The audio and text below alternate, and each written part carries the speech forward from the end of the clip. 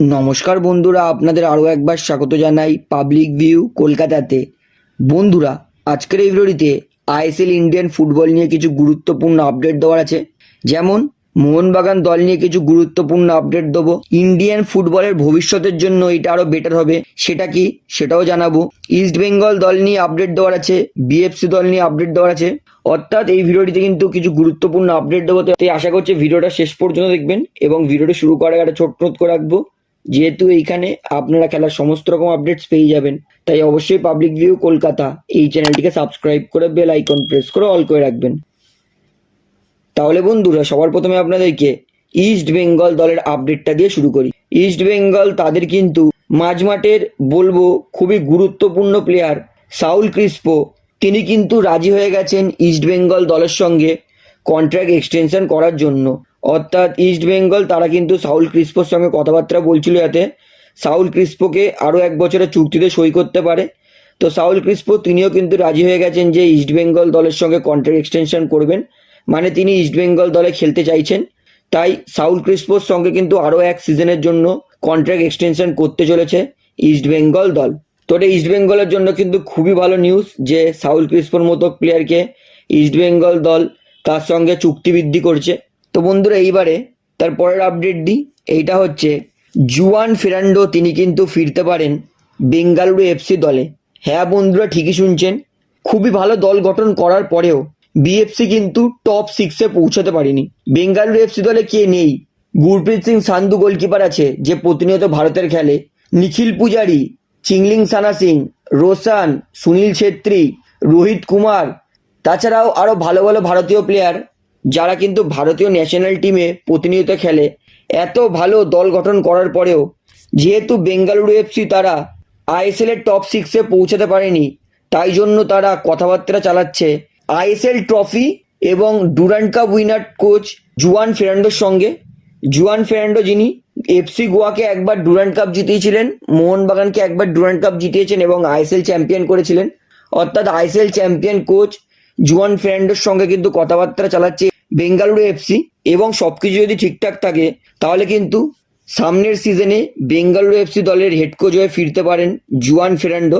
এবং বেঙ্গালুরু এফসি ফ্যান্সদের জন্য কিন্তু ভালোই খবর হবে, কারণ জুয়ান ফেরান্ডো তিনি কিন্তু যথেষ্ট ভালো কোচ এবং বেঙ্গালুরু এফসি দলে এলে অবশ্যই তারা লাভবান হবে। তো বন্ধুরা, এইবারে বলি আমি কেন বলছি ভারতীয় ফুটবলের জন্য ভালো। 14ই এপ্রিল ইডেন গার্ডেনে কেকেআরের বিরুদ্ধে ম্যাচ খেলবে লখনৌ সুপার জায়েন্ট। তার পরের দিনই মোহনবাগান আইএসএলে তাদের সবথেকে গুরুত্বপূর্ণ ম্যাচ আইএসএল লিগ শিল্ড, সেটার ম্যাচ খেলতে নামবে মুম্বাই এফসির বিরুদ্ধে। তাই রবিবার ইডেন গার্ডেন খেলার পরেও সোমবার দিন কিন্তু লখনৌ সুপার জায়েন্টসের গোটা স্কোয়াড তারা কিন্তু কলকাতা ছাড়বে না। সোমবার দিন মোহনবাগান দলের খেলা যুবরাজে ক্রীড়াঙ্গনের ভিভিআইপি বক্সে বসে মোহনবাগান দলকে সাপোর্ট করবে এবং মোহনবাগান দলের হয়ে খেলা দেখবেন লখনৌ সুপার জায়েন্টসের গোটা স্কোয়াডটা। তো এটা কিন্তু খুবই ভালো নিউজ। লখনৌয়ের মতো দল যদি এইবার ক্রিকেট খেলা দেখতে আসে তাহলে কিন্তু আরও ভিউয়ার্সও বাড়বে। যারা আইএসএল সম্পর্কে সেরকম নলেজ ছিল না তারাও কিন্তু জানতে পারবে যে আইএসএলও এরকম টুর্নামেন্ট হচ্ছে। অর্থাৎ ক্রিকেটের কোনো দল ইন্টারেস্ট দেখালে সেটা কিন্তু ফুটবলের জন্য অনেক বেটার হবে। তাই এটা কিন্তু খুবই ভালো পদক্ষেপ নিচ্ছে সুপার জায়েন্টস, যে লখনৌ সুপার জায়েন্টসকে মোহনবাগান সুপার জায়েন্টসের খেলা দেখাতে নিয়ে আসছে। তো এটা কিন্তু ভালো পদক্ষেপ। অর্থাৎ সোমবার দিন আমি তো অবশ্যই যাচ্ছি মাঠে এবং সেখানে কিন্তু লখনৌ সুপার জায়েন্টস তারাও থাকবে। তো আশা করি আপনারা সবাই কিন্তু সোমবার দিন মুম্বাইয়ের বিরুদ্ধে ম্যাচটা দেখতে আসবেন। তো বন্ধুরা, এইবারে বলি কবে ফিরবে সাহাল আব্দুল সামাদ। তো সাহাল আব্দুল সামাদের কিন্তু চোট ছিল, তাই সাহাল আব্দুল সামাদ কিন্তু মোহনবাগানের জন্য লাস্ট 3টে ম্যাচ খেলতে পারিনি। এবং সাহাল আব্দুল সামাদকে নিয়ে কিন্তু যথেষ্ট ভালো খবর। সাহাল তিনি কিন্তু পুরোপুরি এই মুহূর্তে সুস্থ আছেন এবং তিনি কিন্তু আবার বল পায়ে মাঠে নেমে প্র্যাকটিস শুরু করে দিয়েছেন। অর্থাৎ সাহাল আব্দুল সামাদ যদি মুম্বাই ম্যাচে পুরোপুরি ফিট থাকে তাহলে কিন্তু আমরা সাহাল আব্দুল সামাদকে অবশ্যই দেখতে পারবো। তবে আমার মনে হয় সাহালকে ফার্স্ট 11 থেকে বেশি সাবস্টিটিউটে নামাতে পারে হাওয়াস, কারণ সাহাল তিনি অনেক দিন পরে আবার ফুটবল খেলতে নামবে। তাই সঙ্গে সঙ্গে মুম্বাইয়ের মতো দলের বিরুদ্ধে ফেলে দিলে কিন্তু সাহাল আব্দুল সামাদ তার ইনজুরি থেকে ফিরেছে, তার রিকভার করতে টাইম লাগবে। তাই মুম্বাইয়ের মতো বড় দলের বিরুদ্ধে যেখানে এত স্পিডে খেলে সেখানে সাহাল কিন্তু চোট সারিয়ে অত স্পিডে ফুটবল খেলতে পারবে না। তাই আমার মনে হয় সাহাল তিনি অবশ্যই সেকেন্ড হাফে তাকে নামাতে পারে অ্যান্টোনিও লোপেজ হাভাস। তো সাহাল আব্দুল সামাদকে নিয়ে ভালো খবর, তিনি কিন্তু মুম্বাই ম্যাচে অবশ্যই মোহনবাগানের বেঞ্চে থাকতে পারে। তো বন্ধুরা এইবারে বলি, জনি কাউকো তিনি মোহনবাগান ফ্যানদের কিন্তু অনুরোধ করেছে যে সোমবার দিন তোমরা যুবভারতী ক্রীড়াঙ্গনে সমর্থক ভরিয়ে দাও, আমাদেরকে পুরোপুরি সাপোর্ট করো। আমি কিন্তু এইটুকুনি তোমাদেরকে কথা দিচ্ছি যে মোহনবাগানের সমস্ত খেলোয়াড় নিজের শেষ ঘাম পর্যন্ত ঝরিয়ে এই দিনকারে ম্যাচ খেলবে এবং মোহনবাগানকে আইএসএল লিগ শিল্ড জেতানোর জন্য পুরোপুরি চেষ্টা করবে। অর্থাৎ জনি কাউকো তিনি কিন্তু মোহনবাগান সমর্থকদের কাছে রিকোয়েস্ট করছেন যে মোহনবাগানের সমর্থকেরা মাঠ ভরান এবং মোহনবাগানের সমস্ত খেলোয়াড়রা কিন্তু লিগ চ্যাম্পিয়ন হওয়ার জন্য নিজের সেরাটা দেবে, নিজের 200% দেবে, নিজের শরীরের ঘামটুকু সমস্ত কিন্তু উজাড় করে দেবে মাঠের মধ্যে। তো আশা করছি আপনারা কিন্তু সবাই মোহনবাগান মাঠে আসুন। টিকিটের দাম বেশি নয়, তাই আপনারা অবশ্যই কাটতে পারবেন এবং অনলাইন টিকিট সোল্ড আউট হয়ে গেছে, তবে আমার মনে হয় অনলাইন টিকিট আরও কিছু ছাড়বে এবং অফলাইন টিকিটও আপনারা কাটতে পারবেন। তাই আপনাদের কাছে কিন্তু উপায় আছে মোহনবাগানের খেলা কিন্তু এসে দেখার, এবং অবশ্যই দুর্দান্ত ম্যাচ, এতে এক ফোঁটাও সন্দেহ নেই এবং লিগ শিল্ড কিন্তু জড়িয়ে আছে, তাই দুটো দলই কিন্তু ভালো খেলবে, নিজের সেরাটা দেবে, তো এক ফোঁটাও সন্দেহ নেই। তো আশা করি সবাই আসবেন খেলাটা দেখতে। তো বন্ধুরা এবারে হুগো বুমোসকে নিয়ে আপডেট দিই। তো যতদূর শোনা যাচ্ছে যে মোহনবাগানের লিগ শিল্ড ম্যাচ দেখার জন্য কিন্তু যুবভারতীতে আসতে পারে হুগো বুমোস।